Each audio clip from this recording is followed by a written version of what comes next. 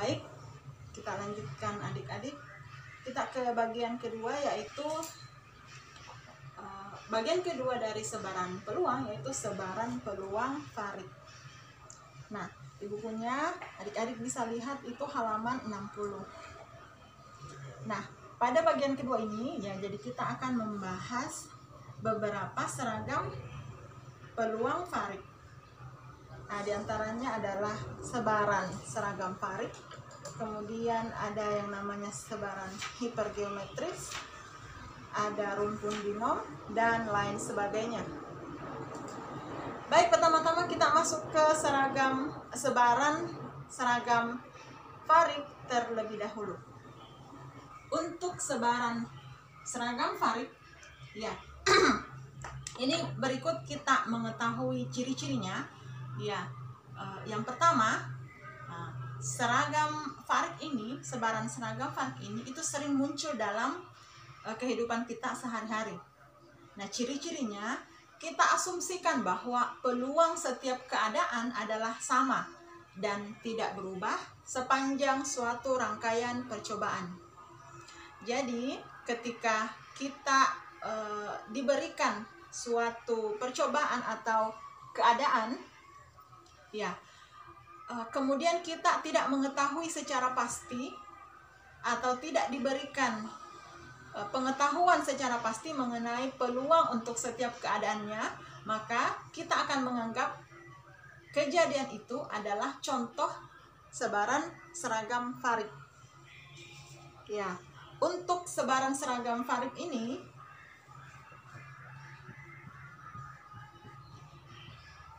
fungsi massa peluangnya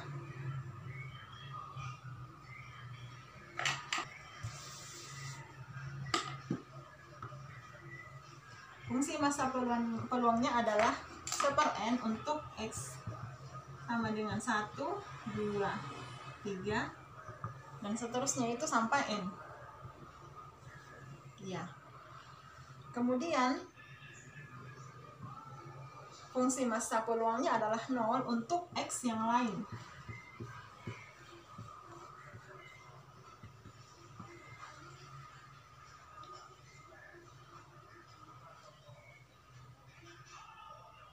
Ya, di mana X itu menyatakan sebuah peluang acak seragam. Ya, di mana nilai harapannya itu mu, keriting ya, sama dengan N dikurang 1. N ditambah 1/2. Dan variansinya itu sama dengan N kuadrat dikurang 1/12. Ya, kalau adik-adik bertanya, ini rumusnya itu dari mana? Penurunan rumusnya itu seperti apa? Nah, untuk mata kuliah statistika dasar kita tidak akan menjelaskan seperti apa penurunan rumusnya.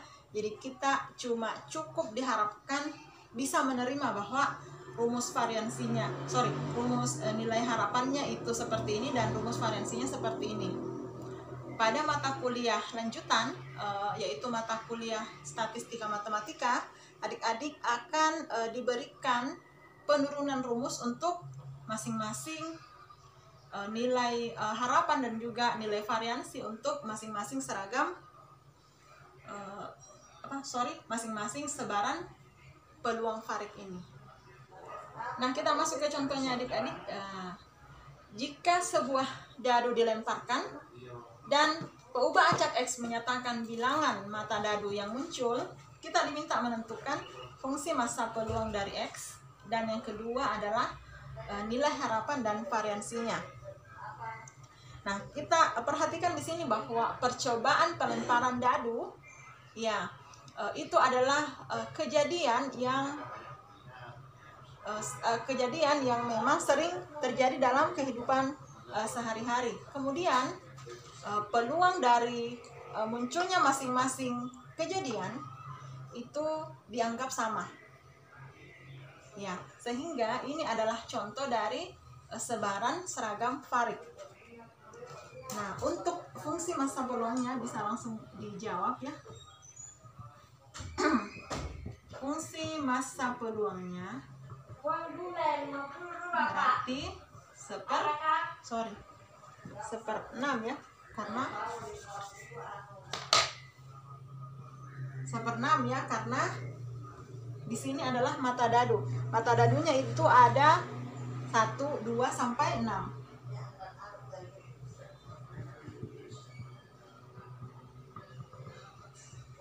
Sampai 6 ya. Jadi ada 6 kemungkinan kejadian yang bisa saja muncul. Nah, kemudian untuk nilai harapannya mu itu sama dengan n tadi 6 ya. 6 ditambah 1/2. Berarti ini 7/2. Sama dengan 3,5. Selanjutnya untuk variansi, ini kelihatan? Variansi itu sama dengan n kuadrat dikurang 1, berarti 6 kuadrat dikurang 1/12. Berarti sama dengan 35/12. Ya, di sini didapat 2,92. Baik adik-adik, kita masuk ke sebaran peluang farik yang kedua, yaitu sebaran hipergeometris. Nah, sebaran hipergeometris ini memiliki ciri-ciri ya, diterapkan pada kasus penarikan sampel di mana objek yang telah diambil tidak dikembalikan lagi ke populasinya. Kemudian ciri kedua, populasi itu terdiri dari 2 kategori yang sifatnya saling berlainan atau berlawanan. Ya, sering disebut sebagai kategori sukses maupun gagal. Tetapi kata sukses dan gagal ini tidak harus berarti sukses dan gagal yang sebenarnya ya. Ini cuma untuk menunjukkan bahwa kategori itu, 2 kategori itu sifatnya saling berlainan. Ada yang sukses, ada yang gagal. Begitu ya. Nah, seperti apa fungsi massa peluangnya? Ini rumusnya agak panjang, jadi saya hapus dulu. Kita ke rumus untuk fungsi massa peluang dari sebaran hipergeometris. Nah, jika kita misalkan X adalah sebuah peubah acak hipergeometris yang menggambarkan pengambilan n objek dari populasi yang berukuran n, ya, jadi fungsi massa peluang dari X ini kita simbolkan dengan PX itu sama dengan kombinasi X dari N1 dikali kombinasi N dikurang X dari N2 per kombinasi N kecil dari N besar. Dimana dikatakan bahwa N1 itu adalah ukuran subpopulasi sukses.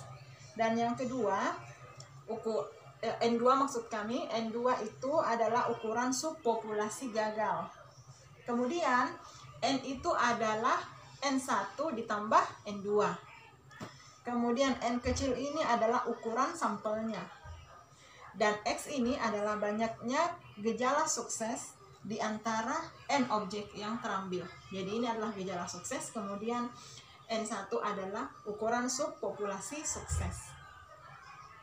Nilai harapan dan variansinya sendiri adalah mu sama dengan ukuran sampel dikali ukuran subpopulasi sukses dikali ukuran populasi totalnya ya. Kemudian untuk variansinya ya, N ukuran sampelnya per ukuran N dikali ukuran subpopulasi sukses dibagi ukuran populasi dikali 1 dikurang, saya ke sebelah sana, 1 dikurang, mudah-mudahan kelihatannya, 1 dikurang ukuran subpopulasi sukses dibagi ukuran populasi dikali ukuran populasi dikurang ukuran sampel per ukuran populasi dikurang 1. Baik adik-adik, kita masuk ke contoh dari sebaran hipergeometris. Nah, contohnya itu ada di halaman 62. Ya, sebuah populasi terdiri dari 10 produk, 4 diantaranya rusak. Jika 3 buah produk diambil secara acak sebagai sampel, kita diminta menentukan fungsi massa peluang yang sesuai untuk peristiwa ini. Kemudian, berapa peluang bahwa terdapat sebuah produk yang rusak di dalam sampel tersebut. Yang berikutnya, berapa peluang bahwa ada 2 produk yang rusak dalam sampel tersebut. Kemudian yang terakhir, tentukan nilai harapan dan variansinya. Nah, kita perhatikan ya bahwa populasi ini terdiri dari 2 kategori. Ada kategori rusak dan juga baik. Ya, kemudian sampel diambil secara acak dan tidak dikembalikan ke populasi. Berarti ini masuk dalam ciri-ciri sebaran hipergeometris. Jadi kita akan gunakan rumus dari sebaran hipergeometris untuk menyelesaikan soal ini. Nah, kita akan gunakan fungsi massa peluang untuk sebaran hipergeometris sebagai berikut. Nah, kalau kita anggap produk yang rusak itu adalah masuk dalam kategori sukses, sehingga subpopulasi sukses itu ada sebanyak 4 diantaranya rusak ya, 4. Kemudian karena ada 10 produk, berarti subpopulasi yang gagal itu sama dengan 10 dikurang 4 itu sama dengan 6. Kemudian jumlah sampel yang terambil ya itu ada 3 buah. Oke, ada 3 buah sampel. Kemudian kita per kombinasi 3 dari 10.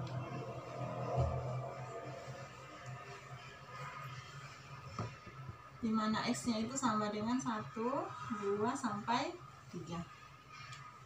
Nah, ini untuk bagian pertama. Kemudian bagian kedua, berapa peluang bahwa terdapat sebuah produk yang rusak? Ya, sebuah produk yang rusak. Berarti P1. Di sini 1 kombinasi 4 dikali 2 kombinasi 6. Ya, 1 produk yang rusak. Berarti kita harapkan ada 2 produk yang baik. Kemudian kombinasi 3 dari 10 sama dengan, ini langsung saja ya adik-adik, jawabannya diperoleh 0,5. Kemudian untuk proses lengkapnya adik-adik bisa lihat sendiri di bukunya, itu halaman 63. Saya hapus dulu untuk menjawab bagian C dan D. Nah, untuk bagian C, ya, berapa peluang untuk 2 produk yang rusak? Ya, sama tadi ya, mirip tadi dengan poin atau bagian B. Di sini peluang untuk 2 produk yang rusak, berarti ada 1 produk yang kita harapkan baik. Kombinasi per kombinasi 3 dari 10. Ini langsung saya jawabannya, di sini ada 0,3. Nah, selanjutnya masuk ke poin D. Apa tadi poinnya? Tentukan nilai harapan dan variansinya. Nah, berarti nilai harapan itu sama dengan 3 dikali N1 per N. Berarti N1-nya tadi itu 4 ya, per 10. Berarti sama dengan 12 per 10. Berarti ini 6 per 5. Kemudian variansinya. Iya, variansinya itu sama dengan, kalau di sini 6 per 5 itu 1,2. Kemudian variansinya N berarti 3 dikali N1. N1 itu 4/10 kali 1 dikurang 4/10, oke, dikali ya N itu 10 dikurang sampelnya itu ada 3, kemudian N dikurang 1 berarti 10 dikurang 1 sama dengan 3 dikali, ini langsung saja ya, berarti 2/5 kali 6/10. 6/10 berarti 3/5 dikali 10 dikurang 3 itu 7/9. Ya, ini habis ya. Oh sorry, udah habis ya. Oh ya, habis dengan 9. Oke. 7 dikali 2 berarti 14/25. Ini sama dengan 0,56. Baik adik-adik, kita masuk ke sebaran ketiga, yaitu sebaran rumpun binom. Ya, sebaran rumpun binom ini memiliki ciri-ciri. Ya, yang pertama, setiap percobaan hanya memiliki 2 kemungkinan hasil. Ya, mirip tadi dengan sebaran seragam varik. Ya, di mana 2 kemungkinan atau 2 kategori hasil ini kita sebut dengan sukses dan gagal. Kemudian ciri kedua, peluang sukses selalu sama pada setiap percobaan. Tetapi peluang sukses tersebut tidak harus sama dengan peluang gagal. Kemudian ciri ketiga, percobaan diulang sebanyak N kali dan bersifat bebas.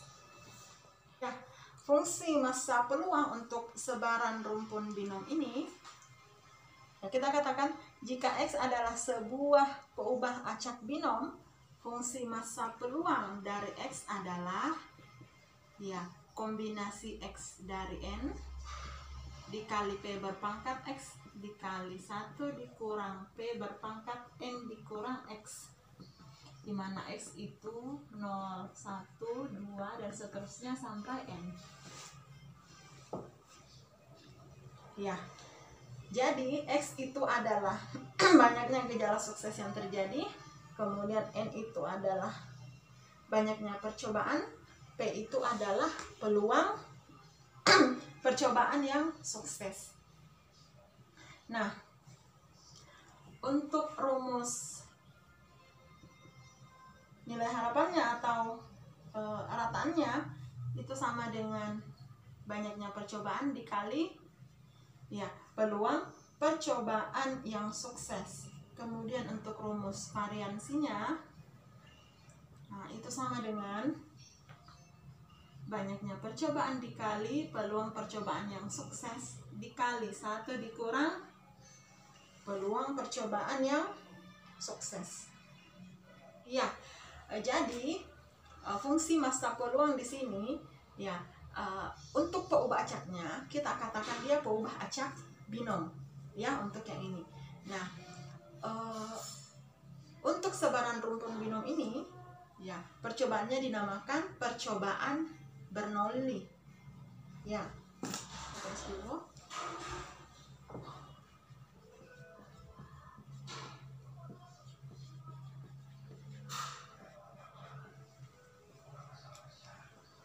Nah, jika percobaan Bernoulli ini diulang untuk mendapatkan K sukses, dan untuk mendapatkan K sukses ini ternyata dilakukan percobaan sebanyak Y kali, oke? Nah, peubah acak untuk kasus seperti itu namanya peubah acak binom negatif. Nah, peubah acak binom negatif ini saya tulis dulu.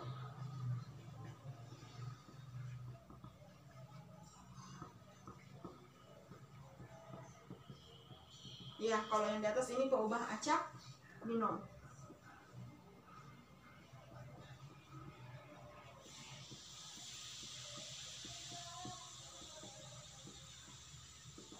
Ya, kita dapat fungsi massa peluangnya seperti ini. Nah, untuk peubah acak binom negatif, fungsi massa peluangnya itu diperoleh dari kombinasi K dikurang 1 dari Y dikurang 1 dikali peluang dari percobaan sukses berpangkat X, ya, dimana X itu adalah banyaknya percobaan yang sukses, kemudian dikali 1 dikurang P berpangkat N dikurang K, dimana sama tadi ya, Y nya itu sama dengan K, K ditambah 1, K ditambah 2, dan seterusnya. Ya, dan nilai harapannya sama dengan K per P, kemudian variansinya itu K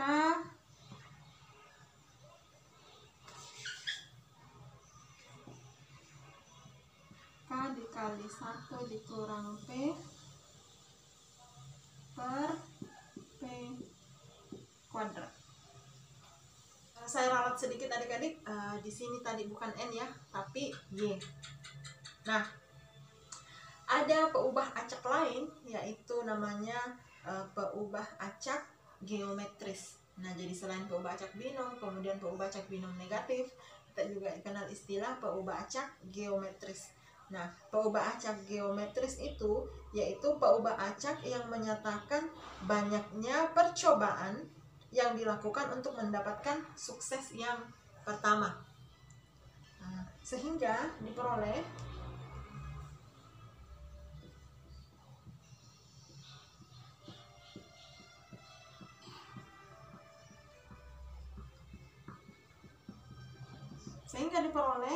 fungsi massa peluangnya, yaitu sama dengan P, X nya ganti 1 ya, P dikali 1 dikurang PY dikurang 1, kemudian Y nya itu sama dengan 1, 2, dan seterusnya. Kemudian untuk enggak muat lagi ya, saya tulis di sini saja ya. Kemudian untuk nilai harapannya sama dengan ini, cuman sukses yang pertama ya, berarti K-nya itu kita ganti dengan 1. Nilai harapannya itu adalah 1/P. Kemudian variansinya itu sama dengan 1 dikurang P per P kuadrat. Ini kelihatan ya? Enggak kelihatan ya?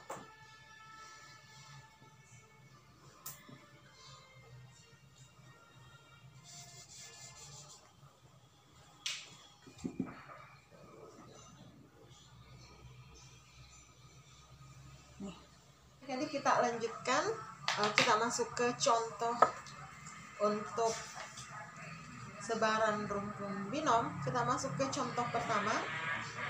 Ya, seorang peneliti ingin mengetahui kesukaan konsumen terhadap produk yang dihasilkan oleh sebuah perusahaan. Peneliti tersebut mengirimkan angket melalui pos kepada 5 orang responden. Peluang setiap responden akan mengembalikan angket yang telah diisi adalah sebesar 20%.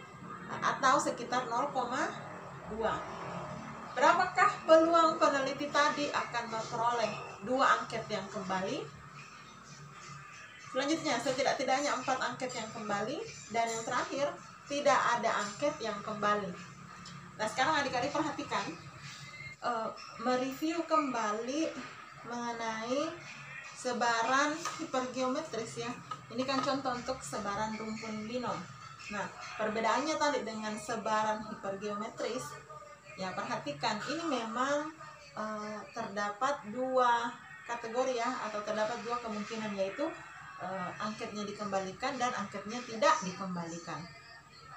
Nah, perbedaannya, anggaplah kategori yang sukses itu adalah ketika angketnya dikembalikan. Oke, dan kategori gagal ketika angkanya tidak dikembalikan. Untuk kejadian atau sebaran hipergeometris, ya, peluang untuk kejadian sukses maupun gagal itu tidak diberikan. Tetapi untuk sebaran rumpun binom, ya, salah satu peluang sukses atau gagal itu diberikan. Oke? Nah, salah satu peluangnya diberikan, ya. Kalau di contoh ini itu sebesar 0,2 atau 20%. Ya, jadi bisa dilihat bedanya, ya. Kalau sebaran rumpun binom itu peluangnya diberikan, peluang sukses atau peluang gagal diberikan. Kalau sebaran hipergeometris peluangnya tidak diberikan. Oke. Kita jawab, saya hapus dulu soalnya. Baik, saya lupa sampaikan tadi adik-adik, contohnya itu bisa adik-adik lihat di bukunya halaman 65. Nah, baik, kita akan mencoba menjawab untuk bagian pertama. Dikatakan, ya, baru apakah peluang peneliti tadi akan memperoleh 2 angket yang kembali. Nah, kita ada 3 rumus yang tadi diberikan. Nah, kita harus tentukan dulu apakah dia termasuk peubah acak binom ataukah peubah acak binom negatif ataukah termasuk peubah acak geometris. Nah, untuk bagian pertama, ya, dikatakan 2 angket yang kembali. Ya, berarti kita masuk ke atau kita gunakan rumus untuk peubah acak binom. Oke? Nah, tadi rumusnya PX itu sama dengan, ya, berapa tadi? 2 angket yang kembali, ya, 5 responden deh. Nah, baik, berarti di sini 2 angket yang kembali, di sini ada 5 responden. Kemudian peluang angket kembali, berarti angket kembali itu kita anggap sebagai kejadian yang sukses. Oke? Peluangnya itu 0,2 berpangkat XX-nya itu 2, kita anggap 2 kembali. Kemudian 1 dikurang P berarti 0,8. Kemudian di sini adalah 3. Ya, jadi untuk menjawabnya, ya, ini bisa adik-adik cari sendiri, ya. Ini mudah untuk dijawab kalau kita sudah masukkan ke rumusnya 0,04. Kemudian di sini kita peroleh 0,512.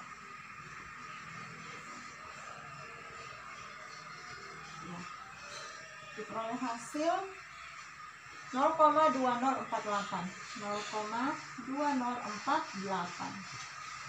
Ya, selanjutnya kita masuk ke bagian kedua. Dikatakan bahwa setidak-tidaknya 4 angket yang kembali.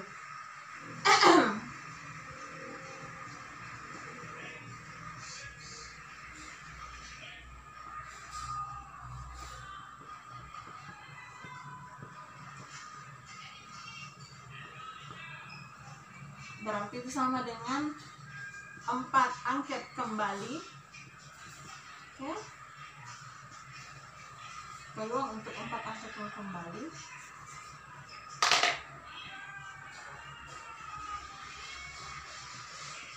Dan 5 angket yang kembali.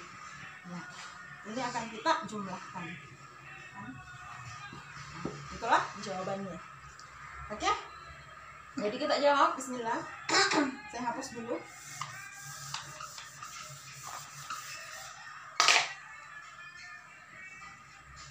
Untuk X-nya sama dengan 4, oke? X-nya sama dengan 4. Di sini 4 angket yang kembali. 0,2 berpangkat 4 kali 0,8 berpangkat 1 ditambah kombinasi 5 dari 5, 0,2 berpangkat 5, 0,8 berpangkat 0. Nah, di sini kita dapat ya,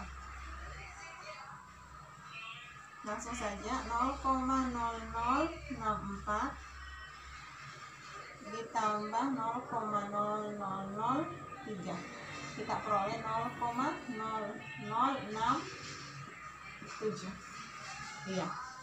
Jadi peluang untuk mendapatkan 4 angket yang kembali itu sebesar 0,0067.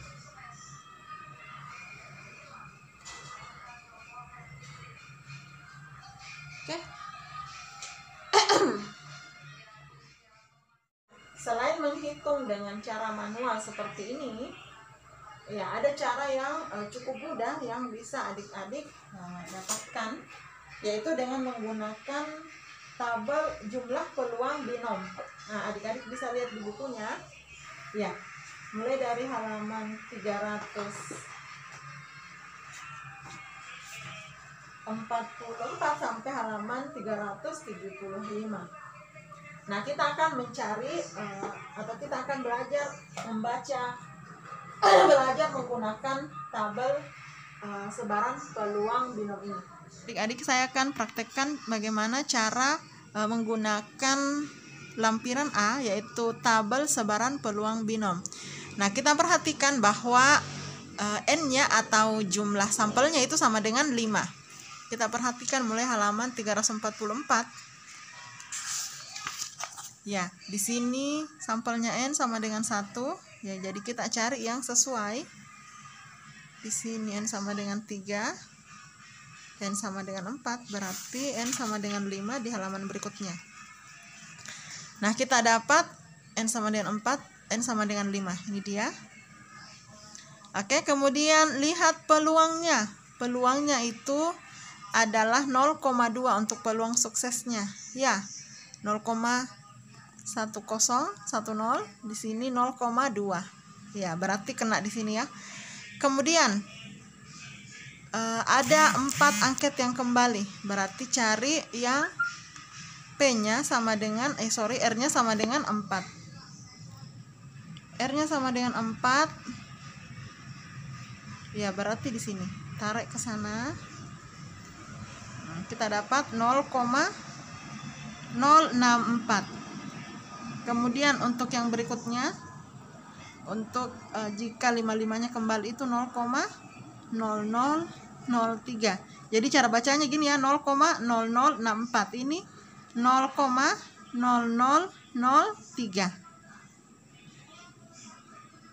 Nah, sehingga diperoleh setidak-tidaknya 4 angket yang kembali. Berarti ini kita jumlah sama tadi caranya ya. Kalau cara manual 0,0064 ditambah 0,0003 diperoleh 0,0067. Nah, baik, kita ke bagian ketiga. Ini T4 dan T5 ya. Ditambah T5. Ya, diperbaiki. Atau saya perbaiki, saya tulis baik dulu ya. Berarti di sini P4 tambah P5. Ya. Kemudian kita ke bagian C. Ya, di sini dikatakan peluang tidak ada angket yang kembali. Berarti di sini P0. Oke.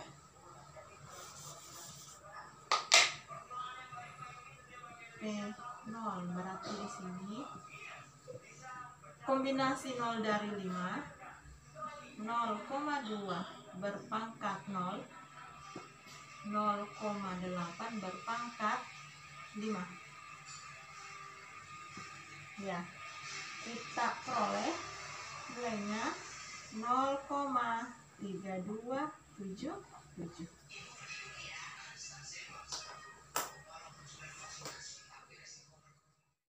Iya, nah untuk soal bagian C ini kita juga dapat melihatnya langsung di daftar tabel sebaran peluang binom.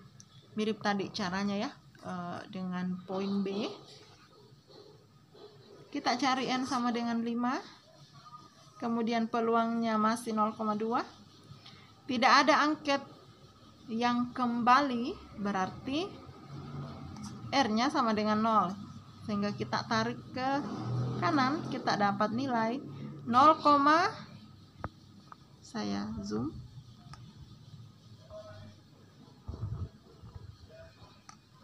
Kita dapat nilai 0, ini susah fokus ya.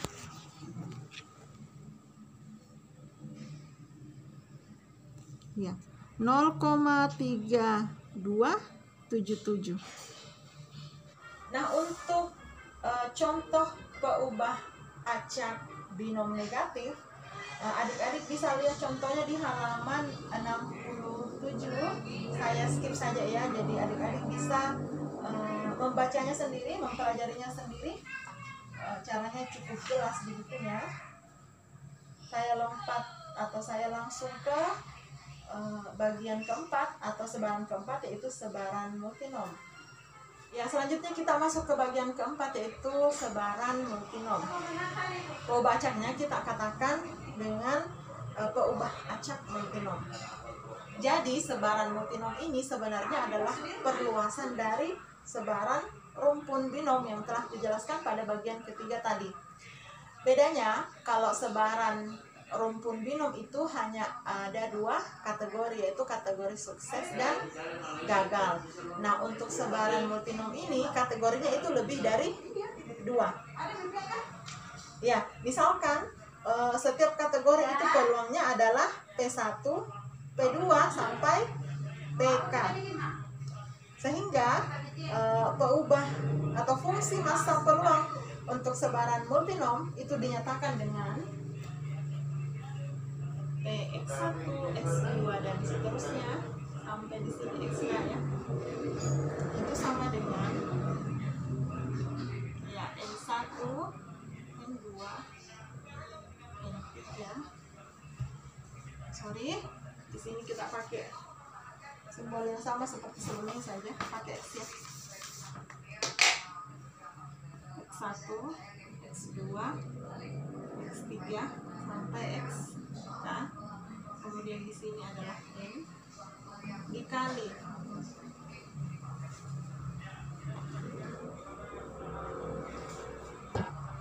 P1 berpangkat X1, kemudian P2 berpangkat X2 dan seterusnya, PK berpangkat X.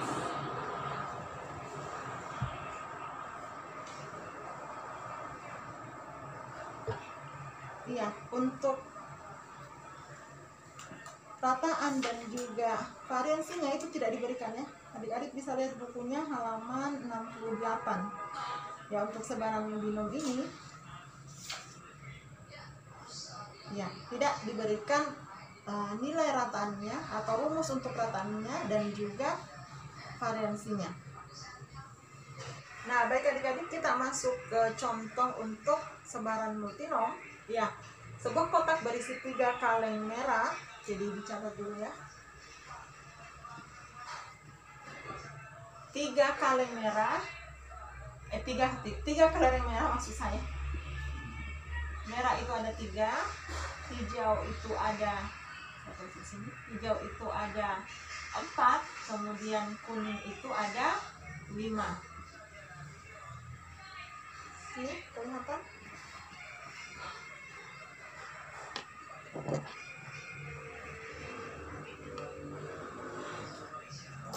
Alhamdulillah, saya angkat naik. Alhamdulillah, saya angkat naik dulu ya.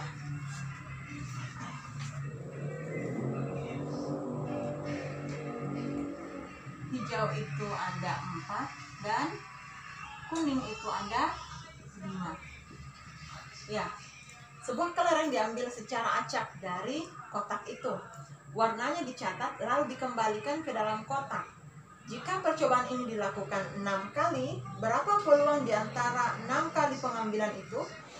Nah, kita katakan bahwa N-nya itu ya, kita lihat bahwa N-nya itu sama dengan 6 ya.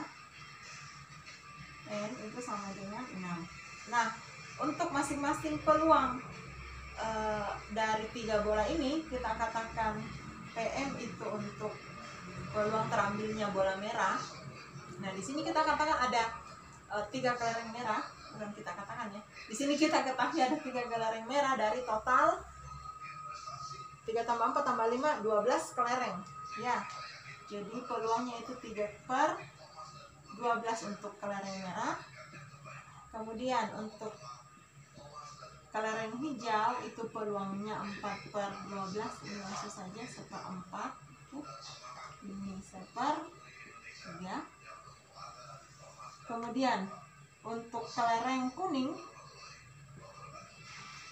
itu sama dengan 5/12. Ya,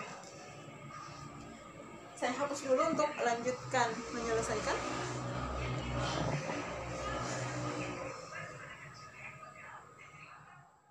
Kita lanjutkan ya. Peluang terambilnya 1 merah, 2 hijau dan 3 kuning. Jadi peluang terambilnya gimana cara penulisannya? Saya ngetik dulu. Jadi 1, 2 dan 3. 1 kelereng merah, 2 kelereng hijau dan 3 kelereng kuning adalah ya 6. Di sini 1 untuk kelereng merah, 2 untuk kelereng hijau dan 3 untuk kelereng kuning. Kemudian untuk masing-masing peluangnya, kelereng merah tadi peluangnya 1/4. Ya, kita hanya ya diizinkan ya untuk mengambil 1 merah, oke? Kemudian peluang terambilnya warna hijau itu ada 2, berarti hijau tadi itu kita peroleh peluangnya adalah 1/3, 2, dan sehingga dia akan menjadi berpangkat 2. Dan terakhir itu kelereng kuning, peluangnya 5/12. Kemudian kita harapkan terambil 3 buah untuk kelereng kuning ya, berarti di sini berpangkat 3. Ya. Ini kita dapat nilainya yaitu sebesar, langsung saja ya, 0,1206. 0,1206. Ya, kalau untuk mendapatkan hasilnya ini sudah bisa semua ya. Ini 6 faktorial per 1 faktorial kali 2 faktorial kali 3 faktorial. Di sini 1/4, 1/9. Ya, ini 5 berpangkat 3/12 berpangkat 3. Oke, kita dapat langsung jawabannya tadi 0,1206. 0,1206. Jadi kita lanjut ke bagian kelima, yaitu sebaran Poisson. Nah, jadi sebaran Poisson ini itu memiliki ciri khas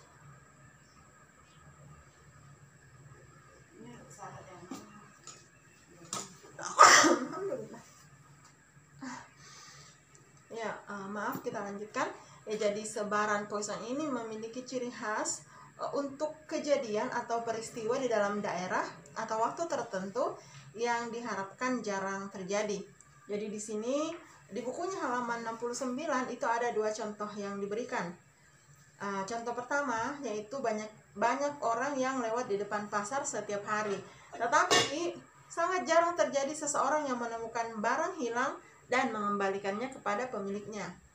Contoh kedua, operator telepon banyak menerima permintaan nomor untuk disambungkan, tetapi diharapkan jarang sekali terjadi salah sambung di setiap menitnya.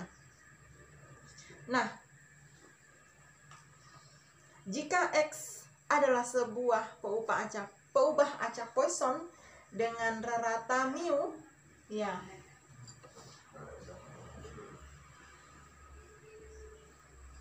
fungsi massa peluang dari X adalah ya E berpangkat minus mu,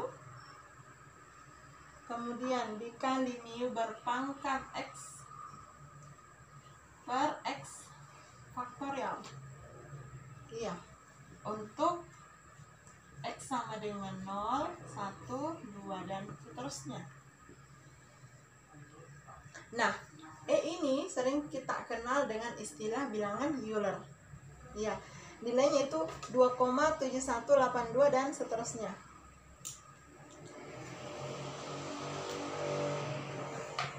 Nah, mudah-mudahan bisa dipahami ya untuk fungsi massa Coulomb dari sebaran Poisson. Untuk nilai harapan atau ekspektasinya dan juga valensinya itu tidak diberikan. Baik adik-adik, kita masuk ke contohnya untuk lebih memahami. Saya tulis dulu contohnya. Adik-adik, ini adalah contohnya. Adik-adik bisa lihat contohnya itu di halaman 70. Nah, seorang operator telepon secara rata menerima satu permintaan sambung dalam 1 menit dengan kecenderungan sebaran Poisson. Jadi sudah dikatakan di soalnya bahwa sebaran yang terjadi adalah sebaran Poisson. Nah, pertanyaannya, ada berapa peluang operator itu tidak menerima satu permintaan sambung dalam 1 menit? Kemudian yang kedua, berapa peluang ia menerima kurang dari 4 permintaan sambung dalam 1 menit? Nah, kita akan menjawabnya sama-sama. Saya hapus dulu soalnya. Baik adik-adik, kita akan menjawabnya.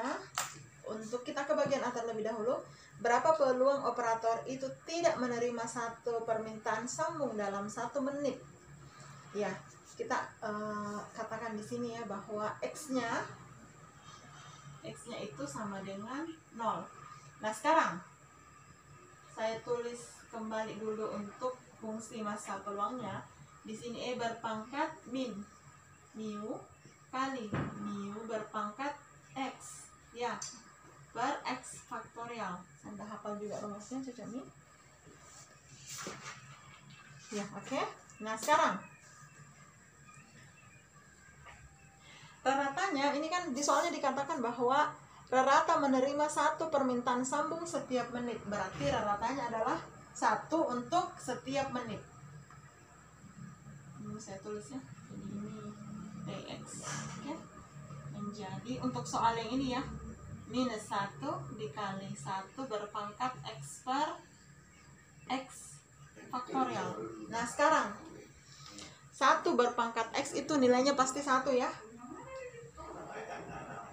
Iya, 1 di pangkat berapapun itu hasilnya tetap 1. Sehingga kita dapat Px itu sama dengan min 1.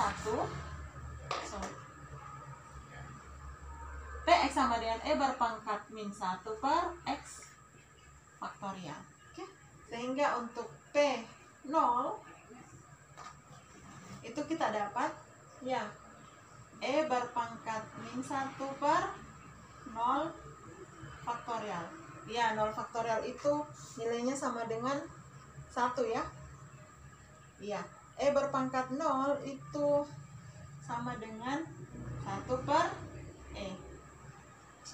E berpangkat min 1 itu sama dengan 1 per E. Nah, nilainya itu sama dengan 0,3679. 0,3679.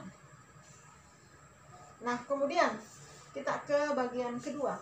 Berapa peluang ia menerima kurang dari 4 permintaan sambung dalam 1 menit? Saya tulis dulu ini untuk bagian A. Sekarang bagian B. Ya, kurang dari 4 ya, berarti tidak menerima sama sekali. Kemudian menerima 1 permintaan sambung, kemudian ya, kemudian menerima 2 permintaan sambung dan menerima 3 permintaan sambung. Kurang dari 4 ya. Iya, berarti seperti ini. Nah, kita akan cari masing-masing. Ini tadi P0 kita dapat 0,3679 ditambah P1 berarti E berpangkat min 1 per 1 faktorial ditambah E berpangkat min 1 per 2 faktorial ditambah E berpangkat min 1 per 3 faktorial. Langsung saja ya. Di sini nilainya 0,9810. Ya. Ini fokus tidak ya? Ya, oke. 0,9810. Nah, ada cara lain yang bisa adik-adik gunakan selain menghitung secara manual. Kita akan menggunakan tabel peluang Poisson, yaitu tabel B, ada di halaman 376. Baik, perhatikan petunjuknya adik-adik ya. Jumlah peluang Poisson, nah, itu sama dengan sigma Y sama dengan 0 sampai R, P, Y, mu. Nah, mu-nya di sini itu mulai 0,1 sampai 0,9, kemudian sebelah bawah 1 sampai 5. Iya, dan seterusnya ya. Nah, sekarang ini adalah mu-nya atau reratanya. Nah, untuk contoh soal tadi kita ketahui bahwa reratanya adalah 1. Sekarang kita akan mencari jawaban untuk bagian A. Nah, dikatakan bahwa tidak menerima permintaan sambung dalam 1 menit. Berarti R-nya sama dengan 0 ya. Nah, 0 berarti yang ini. Kita dapatkan jawabannya itu 0,369. Ya. Sama tadi dengan jawaban kalau kita mencarinya secara manual. Sekarang untuk bagian B. Ya, jadi untuk bagian B kita diminta menentukan peluang menerima kurang dari 4 permintaan sambungan dalam 1 menit. Kurang dari 4. Ya, berarti 0 sampai 3. Oke. Nah, sekarang 0 sampai 3. Untuk tabel ini kita bisa langsung menemukan hasilnya kita langsung baca R-nya sama dengan 3. Kita peroleh hasilnya 0,9810. Oke, sama tadi jika kita mencarinya secara manual. Kita peroleh 0,9810.